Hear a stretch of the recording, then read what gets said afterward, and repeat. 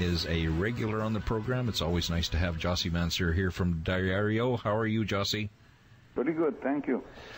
Been lots of excitement in Aruba here the last little while. Greta Van Susteren and Beth Holloway paid a visit to the island. Lots of controversy. I'm not sure if you've got to see the broadcast on Fox News, but I thought I'd bring you on to talk a little bit about what's going on and what went on when they were there. What can you tell us? Well, they did come. They came as a surprise. Nobody expected them. And when they came, they didn't contact anyone. They just went about their business. I believe they were either doing one of two things. Either they were commemorating the 2.5-year mark of Natalie's disappearance, or they came on a promotional trip for Beth's book. It's either one of the two. Yeah, I think right here, they visited a few places.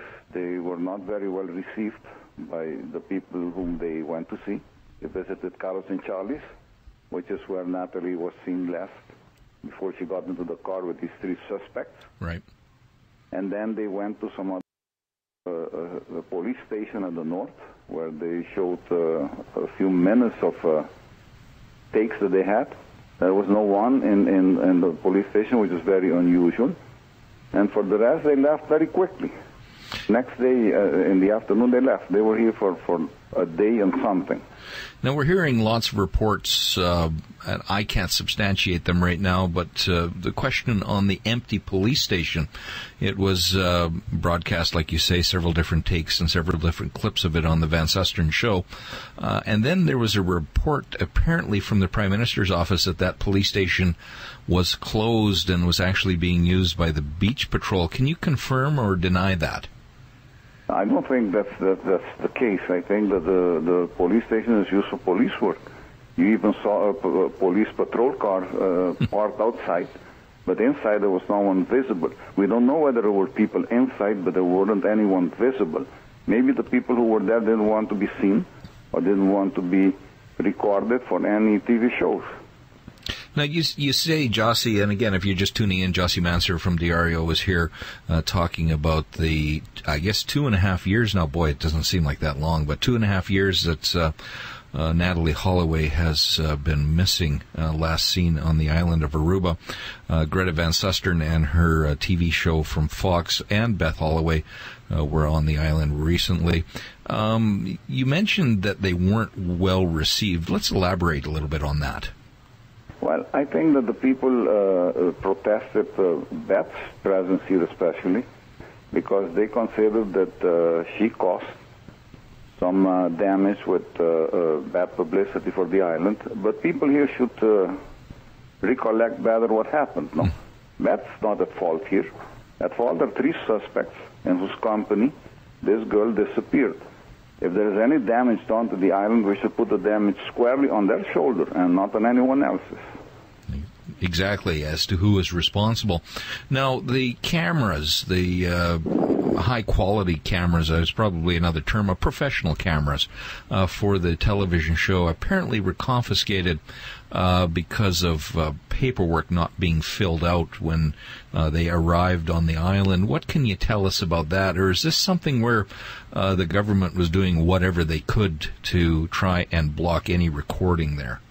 Well, that may be one of the answers, but normally when you do bring in that kind of equipment, you go through the regular procedures of acquiring permits, either at the consulate or the embassy of Holland that represents Aruba, wherever you're coming from. In this case, people have a reason to believe, they have cause to believe that they put obstacles intentionally in the path of these people so as not to receive any more what they consider bad publicity. And it's become a publicity versus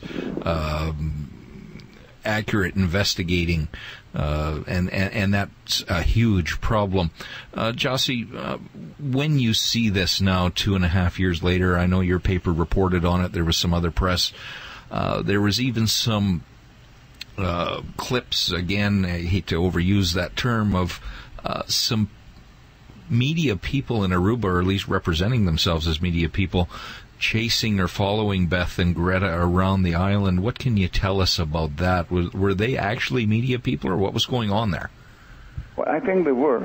At least two of them that we've seen their cars that we recognize were media people. This is normal in any part of the world, that when there are people who create news present, exactly. You will always have either paparazzi or professional journalists or reporters or photographers that follow them everywhere they go.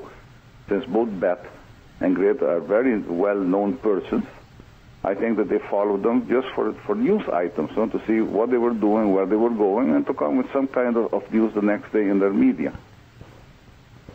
Is it appropriate or is it proper for the people in charge, either law enforcement or the government, to... It almost seemed childish to me for them to clam up, for them to empty the police station, for them to do what they could to try and disrupt this. What did they think would happen, that these people would never come back to the island? Your thoughts on this whole process and what went on? Well, I think they should have been treated with a lot more courtesy than they had. I think the people should have made themselves available to answer whatever questions they had to pose. I mean, there's nothing to hide here. We had a case, a very lamentable case that happened here in Aruba, and the worst thing you can do is hide it or pretend that it didn't happen or make every single effort to make it go away without a solution. I think that's the worst attitude you can take. We've always looked at the problem squarely in the face. We've looked at all the facts involved, and we've always been partial to the truth. So I don't think that they behaved in the proper manner in this case towards Beth and Greta. The players involved, Paulus Vandersloot, Joran, the Kelpo brothers, lots of others. We haven't heard much of them lately because until the recent trip and the publicity revolving around Beth's book, what are they doing today? Let's start with Paulus, and there's a lot of controversy or some more discussion as far as any possible involvement of his in this case. What is he up to now? Well, after he lost his job or resigned or whatever happened, he became a lawyer. I mean, he was always trained in the law. He used to be a professor at the University of Criminal Law. He's practicing law now. We've seen him handle a few cases in court. He actually goes to court and defends people. He's a defense lawyer now. Well, that's interesting. I didn't know he was... a lot of organizations and some of the, I call them the dark side, portrayed him as being a judge or a judging training. And you say that he either lost his job or he resigned from that? Yes. From the job in the Ministry of Justice, yes. In the prosecution.